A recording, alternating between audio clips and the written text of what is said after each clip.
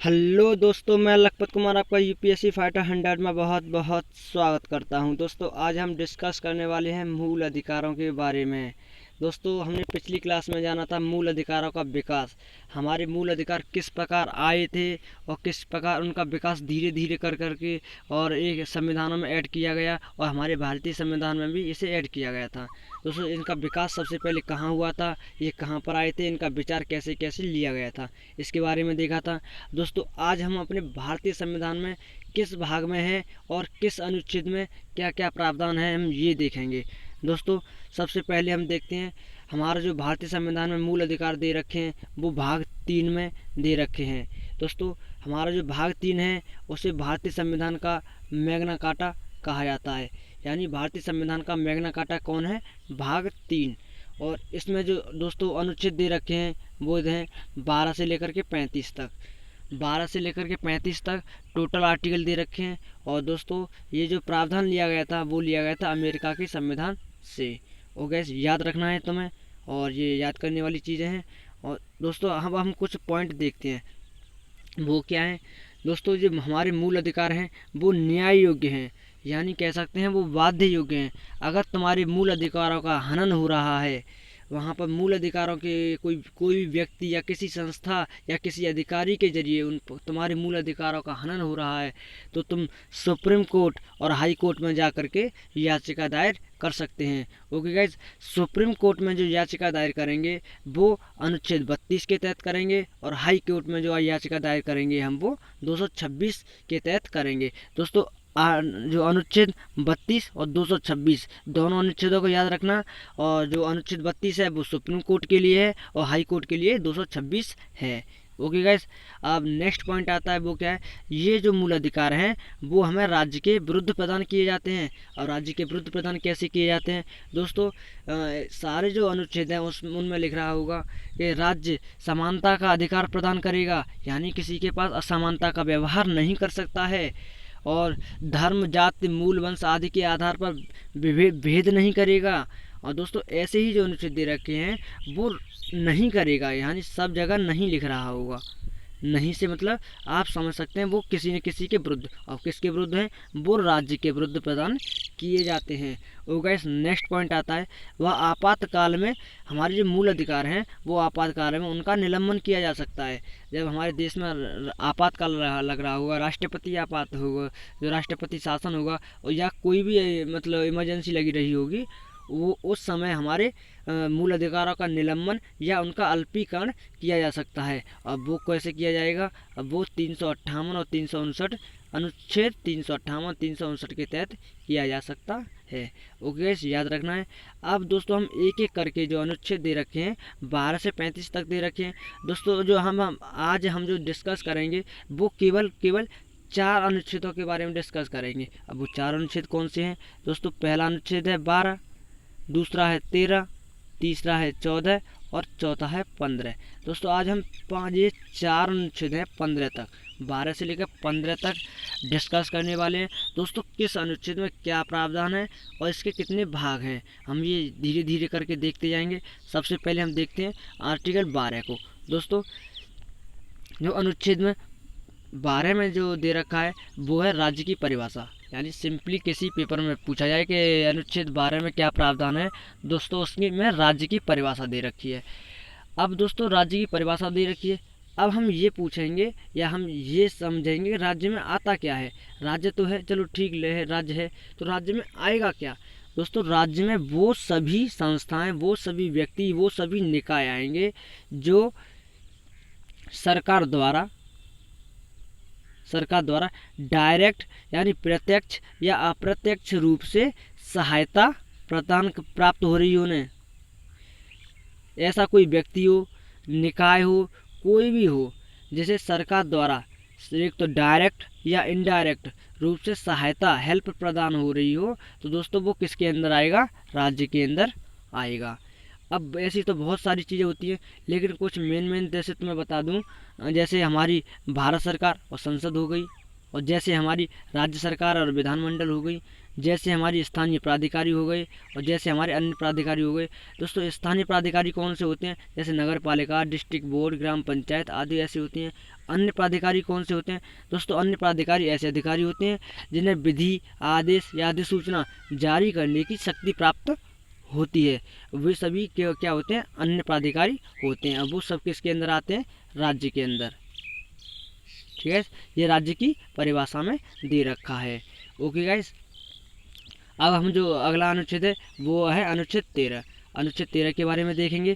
दोस्तों अनुच्छेद 13 में सीधा अगर प्रश्न पूछा जाए अनुच्छेद में क्या दे रखा है, तो दोस्तों हम कह सकते हैं न्याय पुनर्वलोकन की शक्ति, यानी न्याय पुनर्वलोकन की शक्ति न्यायपालिका को प्राप्त है। और ये कौन कहता है? अनुच्छेद 13 कहता है।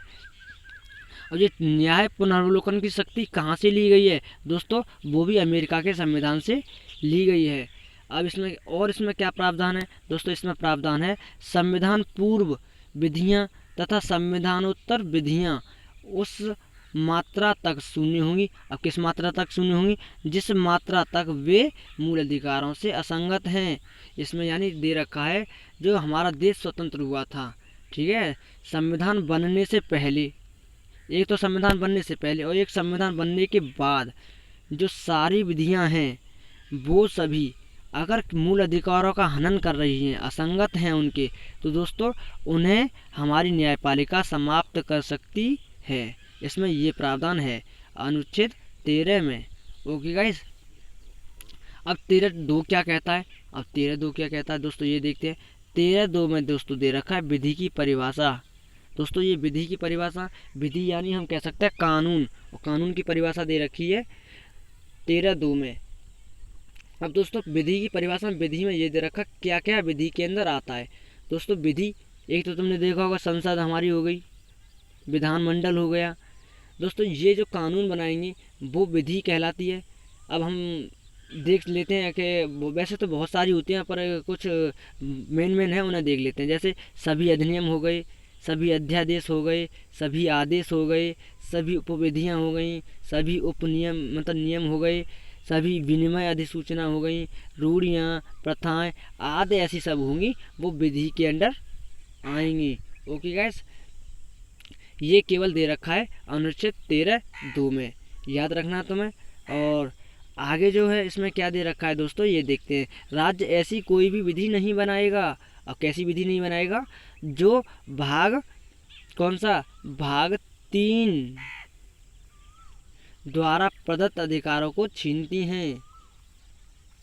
ठीक है, भाग 3 द्वारा प्रदत्त अधिकारों को छीनती हैं, ऐसी कोई भी विधि नहीं बनाएगा। अब आगे क्या आता है? आगे आता है 13(4). अब 13(4) में क्या दे रखा है? 13(4) का देखते हैं दोस्तों। 13(4) में दे रखा है इस अनुच्छेद की कोई भी बात, यानी ये जो हमारा अनुच्छेद है 13, इसकी कोई भी बात जब तक लागू नहीं होगी, किस पर लागू नहीं होगी? जो अनुच्छेद 368 के तहत संविधान संशोधन लागू होगा। दोस्तों ये जो आर्टिकल 13(4) था वो कब जोड़ा गया था? 24वां संविधान संशोधन 1971 में जोड़ा गया था। वो इंदिरा गांधी के समय जोड़ा गया था। दोस्तों इंदिरा गांधी को लगा था हमारा जो न्यायपालिका है उसके पास शक्तियाँ ज़्यादा हैं और दोस्तों और विधायिका के पास शक्तियाँ कम हैं। दोस्तों उसने ये कर दिया कि अगर अब 368 के तहत हमारे संसद अगर कोई भी संविधान में अगर संशोधन करती है तो उस पर जो अनुच्छेद 13 के जरिए न्याय पुनर्वलोकन या कोई भी इसे समाप्त कर नहीं सकती। क्या? न्यायपालिका उसे आर्टिकल को या उसे अनुच्छेद को समाप्त नहीं कर सकती है, जो कब जोड़ा गया हो? अनुच्छेद 368 के तहत जोड़ा गया हो। ये कब किया गया था?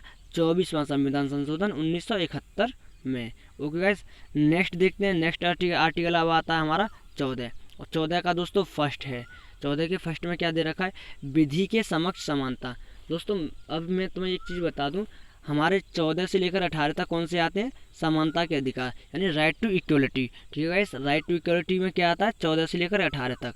अब यहाँ पर कौन से अनुच्छेद देखेंगे हम? 14 और 15। केवल 2 अनुच्छेद यहाँ पर देखेंगे, बाकी के अगली वीडियो में देखेंगे। यहाँ पर सबसे पहले दोस्तों हम देखते हैं विधि का शासन। यहाँ पर विधि के समक्ष समानता है तो दोस्तों विधि होती है हमारी कानून, और कानून का शासन कहाँ से लिया गया है? हमारा ब्रिटेन से। ओके गाइस, याद रखना है। और 14 सेकंड जो है वो क्या कहता है, विधि का समान संरक्षण। अब सबसे पहले हम 14 फर्स्ट की बात करते हैं, विधि के समक्ष समानता। दोस्तों विधि से यानी कानून के समक्ष समानता सभी को प्राप्त है, चाहे वो कोई भी व्यक्ति हो, चाहे वो अधिकारी हो, चाहे वो आम नागरिक हो। अगर किसी कानून में दे रखा है किसी व्यक्ति के लिए अच्छा काम करने पर जो प्रावधान है दोस्तों वो ठीक है। अगर किसी अपराध का जो दंड दे रखा है कि इस अपराध पर ये दंड दिया जाएगा दोस्तों, चाहे वो कोई भी व्यक्ति हो उसको वो दंड दिया जाएगा। यानी विधि कानून के लिए सब लोग बराबर हैं।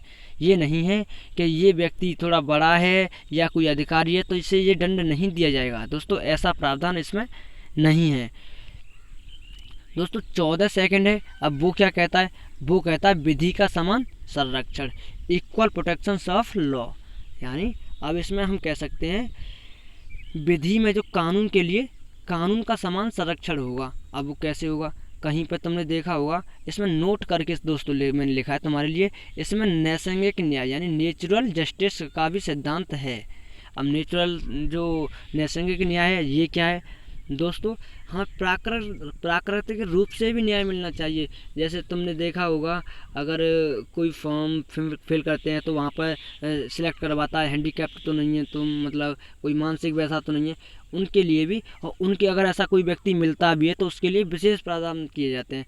यानी अब तो तुम ये कहोगे कि उस व्यक्ति को ऐसा आरक्षण क्यों मिल रहा है, ऐसा क्यों हो रहा है दोस्तों, वो इसलिए हो रहा है क्योंकि वो नेचुरल रूप से उसे जस्टिस मानी नेचुरल न्याय, उसे प्राकृतिक न्याय दिया जाता है। ठीक है, इसमें किस में दे रखा है, वो विधि का समान संरक्षण में दे रखा है। ओके गाइस, याद रखना है तुम्हें। अब नेक्स्ट देखते हैं। और नेक्स्ट क्या आता है, नेक्स्ट है इसमें व्यक्ति शब्द का प्रयोग किया गया है जिसका अर्थ है भारत के राज्य क्षेत्र में रहने वाले प्रत्येक व्यक्ति, और व्यक्ति कैसा हो, गैर नागरिक और विधिक व्यक्ति भी शामिल हैं, को विधि का समक्ष समानता का अधिकार है। ये तो हमें मालूम है कि चाहे वो व्यक्ति हो और चाहे मतलब व्यक्तियों में चाहे वो नागरिक हो चाहे गैर नागरिक हो चाहे वो विधिक व्यक्ति हो दोस्तों, सभी को समानता का अधिकार प्राप्त है। अब इसमें भी अपवाद है दोस्तों, अपवाद क्या क्या है, अब अपवाद देख लेते हैं क्योंकि ये अपवाद तो जानने भी हमारे बहुत ज़रूरी है। दोस्तों विदेशी राजनयिकों को विशेष प्रावधान होते हैं, इनके लिए समानता का अधिकार मतलब इनके लिए लागू नहीं होता दोस्तों। 105 के तहत संसद को और 194 के तहत विधानमंडल को भी विशेष प्रावधान होते हैं, इनके लिए भी ये नियम लागू नहीं होता। और अनुच्छेद 361 के तहत राष्ट्रपति और राज्यपाल को भी ये नियम लागू नहीं होता। अब कैसे नहीं, कभी कभी देखा होगा तुमने, अगर फौजदारी मामला है तो वो इनके राष्ट्रपति और राज्यपाल के पास नहीं चला जाता। जैसे अभी हम राजस्थान के जो राज्यपाल हैं हमारे,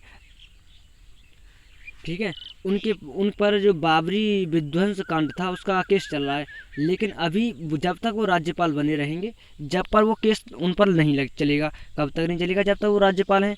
इसीलिए दोस्तों अगर ये मामला सिविल मामला होता तो दोस्तों ये केस चल सकता था, लेकिन सिविल मामला का कब चलता है, सिविल मामला का कोई केस है तब चलाया जाएगा। तो उससे पहले चाहे राष्ट्रपति हो चाहे राज्यपाल हो, उन्हें 2 महीना पहले नोटिस दिया जाता है कि हम तुम पर ये केस दायर करने वाले हैं तुम्हारे खिलाफ, और आपको मतलब पहले ही सूचना हम सूचित कर देते हैं। 2 महीने पहले सूचित करना पड़ेगा और जब तुम उनके खिलाफ केस दायर कर सकते हो। ओके गाइस, ये हमारा कौन कहता है 361। और 361 में दोस्तों दे रखा है प्रेस के लिए समानता का मतलब समानता का अधिकार नहीं होगा। प्रेस अगर किसी भी व्यक्ति के लिए या मतलब किसी भी अधिकारी के खिलाफ कुछ कहेगी तो दोस्तों कुछ प्रश्न भी पूछ सकती है। ऐसा नहीं है कि मतलब तुम ये ऐसा प्रश्न नहीं पूछ सकते, हम तुम पर मतलब जांच लगा देंगे, ऐसा लगा देंगे, ऐसा कुछ नहीं है। इस प्रेस के लिए भी कुछ विशेष प्रावधान है, और वो कब है, 44वें संविधान संशोधन 1978 में किए गए थे, और वो भी कब, 361 क के जरिए। अब दोस्तों नेक्स्ट देखते हैं, और नेक्स्ट जो आर्टिकल आता है वो हमारा आता है अनुच्छेद 15। अनुच्छेद 15 में क्या दे रखा है, धर्म, मूलवंश, जाति, लिंग तथा जन्म स्थान, केवल यही, अब केवल और लगा लीजिए यहाँ पर, केवल धर्म, मूलवंश, जाति, लिंग तथा जन्म स्थान के आधार पर भेदभाव। दोस्तों यहाँ पर याद करने वाली है, केवल जन्म स्थान कह सकते हैं, निवास स्थान नहीं कह सकते हम, क्यों, केवल लग रहा है यहाँ पर, केवल यही रहेगा। और दोस्तों ये केवल भारतीय नागरिकों को प्राप्त है। अब भारतीयों को ही प्राप्त है, अब दोस्तों विदेशियों को तो इसलिए नहीं हुआ क्योंकि उनका निवास स्थान चेंज हो जाएगा, और निवास स्थान चेंज है तो उन्हें ये अधिकार कैसे प्राप्त मतलब प्रदान किया जाएगा, इसीलिए ये विदेशी नागरिकों को प्रदान मतलब प्राप्त नहीं है। ओके, अब ये देख सकते हैं, यदि कोई विभेद इस अनुच्छेद में वर्णित है कि आधारों से भिन्न किसी आधार पर किया गया हो तो वह असंवैधानिक नहीं होगा। ठीक है दोस्तों, अगर धर्म, मूलवंश, जाति, लिंग तथा जन्म स्थान इन पांचों के अलावा किसी दूसरे आधार पर भेदभाव किया गया है तो दोस्तों वो सही है, मतलब उस पे हम ये नहीं कह सकते हमारे मूल अधिकारों का हनन हो रहा है। ठीक है, केवल 5 ही आधार बताए गए हैं, इन पांचों के अलावा कोई और भी आगे वाला कोई किसी आधार पर भेदभाव किया जा रहा है दोस्तों, वो किया जा सकता है, वो असंवैधानिक नहीं होगा, वो संवैधानिक होगा। असंवैधानिक कब होगा, जब ये धर्म, मूलवंश, जाति, लिंग तथा जन्म स्थान इन पर भेदभाव हो रहा होगा, तब वो असंवैधानिक होगा। अब दोस्तों आगे देखते हैं, जैसे अब मैंने तुम्हें यहाँ पर दे रखा है एग्जाम्पल करके, इसमें जन्म स्थान का वर्णन है, ठीक है, लेकिन किंतु निवास स्थान के आधार पर अवैध है। ठीक है, अवैध नहीं है। अगर जन्म स्थान के आधार पर है तो अवैध है, लेकिन वो निवास स्थान के आधार पर है तो अवैध नहीं है। ठीक है, निवास स्थान के आधार पर हम भेदभाव कर सकते हैं। अब दोस्तों ये आपके समझ में नहीं आ रहा होगा, निवास स्थान के आधार पर कैसे भेदभाव किया जा सकता है। दोस्तों तुमने देखा होगा, अगर यूपी पुलिस में तुम यूपीपी में अगर फॉर्म फिल करते हैं, या फिर यूपीएससी, पीसीएस में मतलब आप फॉर्म फिल करते हैं, तो दूसरे जो स्टेट के बच्चे होते हैं उनके लिए जनरल में काउंट किए जाते हैं। ठीक है, मतलब दूसरे स्टेट के जो बच्चे आएंगे या हमारे स्टेट के दूसरे स्टेट में जाएंगे तो उनके लिए जनरल में काउंट किए जाते हैं। दोस्तों उनके लिए आरक्षण भी मतलब नहीं मिलता है, और कुछ सीटें आरक्षित होती हैं जो राज्य अपने राज्य के बच्चों के लिए आरक्षित करके रखता है। दोस्तों ऐसा प्रावधान किसके आधार पर किया जाता है, वो इसी के आधार पर किया जाता है, निवास स्थान के आधार पर। ओ गाइस, अगर कोई यूपी का बच्चा है तो वो यूपी में जल्दी जॉब प्राप्त कर सकता है, अदर स्टेट के मतलब परफेक्ट से देखा जाए तो अदर स्टेट में इतना आसान नहीं होगा, लेकिन यूपी में जल्दी क्यों होगा, क्योंकि उसे आरक्षण भी प्रदान किया जाएगा, क्योंकि सीट आरक्षित होती हैं। ठीक है, नेक्स्ट देखते हैं, और नेक्स्ट आएगा 15(3). 15(3) में क्या प्रावधान है, राज्य स्त्रियों और बच्चों के लिए विशेष उपबंध करेगा। दोस्तों राज्य होगा वो स्त्री और बच्चों के लिए, जैसे कोई मिड डे मील हो गया या और भी कुछ हो गई, और महिलाओं के लिए तुमने देखा होगा कोई भी सीट संसद में सीट आरक्षित है, और उस मतलब राज्यसभा में सीट आरक्षित है महिलाओं के लिए। दोस्तों ऐसा प्रावधान जो होगा वो हमारा राज्य करेगा, वो किसके जरिए करेगा, 15(3) के जरिए। ओके गाइस, नेक्स्ट देखते हैं, अब आता है 15(4). 15(4) का बहुत बड़ा रोल है। अब दोस्तों 15(4) क्या कहता है, मेनली 15(4) कहता है हमारा अनुच्छेद 15 कब तार्किक नहीं होगा। इसमें 15 में दे रखा है जाति, लिंग, जन्म स्थान, मूलवंश आदि के आधार पर भेदभाव निषेध है। लेकिन दोस्तों अब कभी तुमने देखा होगा, आगे जाके हम पढ़ेंगे अनुच्छेद 29 में। अनुच्छेद 29 में क्या है, अनुच्छेद 29 के खंड 2 में दे रखा है राज्य को सामाजिक और शैक्षिक दृष्टि से पिछड़े हुए नागरिकों को किन्हीं वर्गों की उन्नति के लिए, अनुसूचित जातियों या अनुसूचित जनजातियों के लिए एक विशेष उपबंध करने की मतलब विधि प्राप्त होती है। ठीक है, किसको, अनुच्छेद 29 के जरिए, जैसे मदरसे हो गए, या जैसे तुमने देखा अलीगढ़ मुस्लिम यूनिवर्सिटी या कोई कॉलेज हो गया, कोई संस्था हो गई, तो वो अल्पसंख्यक समुदाय के लिए बनाई जाती है, यानी कोई विशेष समुदाय अपने लिए बना सकता है। ठीक है, अब जो अनुच्छेद 29 में जो प्रावधान है, अगर उसके जरिए कोई काम किया जा रहा है, कोई मदरसा खोला जा रहा है, अगर कोई संस्था खोली जा रही है, तो दोस्तों अब हम ये नहीं कह सकते कि हमारे अनुच्छेद 15 में ये दे रखा समानता का अधिकार है, यानी हम जाति, लिंग, धर्म, मूलवंश आदि के आधार पर भेदभाव नहीं कर सकते, ये नहीं कह सकते। दोस्तों यहाँ पर हम इस अनुच्छेद के जरिए भेदभाव होगा। अब होगा कैसे, दोस्तों आप ये कहें अलीगढ़ मुस्लिम AMU जो है हम जा कर के वहाँ पे एडमिशन, मतलब जितने हिंदू बच्चे हों उतने ही वहाँ पे मोमडन हों, ऐसा तो नहीं होगा ना। वहाँ पर ज़्यादातर प्रावधान जो है मोमडन बच्चों के लिए, सीटें आरक्षित हैं, इन्हें सबसे ज़्यादा सीटें प्राप्त होती हैं। उसके बाद जो बची सीटें होती हैं उस पर सारे बच्चे हिंदू मुसलमान OBC सारे जो होते हैं वहाँ पे ऐड किए जाते हैं। अब दोस्तों ये कहो कि तुम हमें भी उतना ही अधिकार प्राप्त दो जितना मोमडन मतलब जो अल्पसंख्यक लोग हैं उन्हें प्रदान है, दोस्तों ऐसा नहीं होगा। अब आप ये कहो कि मतलब अनुच्छेद 15 में हमें ये प्रावधान है, मतलब हम आदि के आधार पर हमारे साथ भेदभाव हो रहा है, दोस्तों ये ऐसा तुम नहीं कह सकते, क्योंकि इसमें 15(4) जोड़ा गया है। अब 15(4) कब जोड़ा गया था? वो जोड़ा गया था दोस्तों प्रथम संविधान संशोधन 1951 में, ठीक है।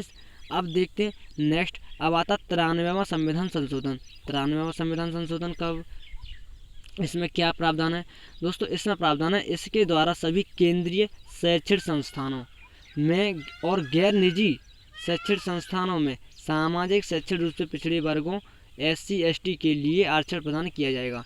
यानी केंद्र, एक तो हमारी केंद्र की शैक्षणिक संस्थान हो गई, नेशनल के द्वारा चलते हैं, और एक हो गए निजी शैक्षणिक संस्थान जो किसी अपने द्वारा चलाए जाते हैं। एक होता है सामाजिक शैक्षणिक संस्थान, उनमें SC और ST के लिए आरक्षण प्रदान किया जाएगा, ठीक है।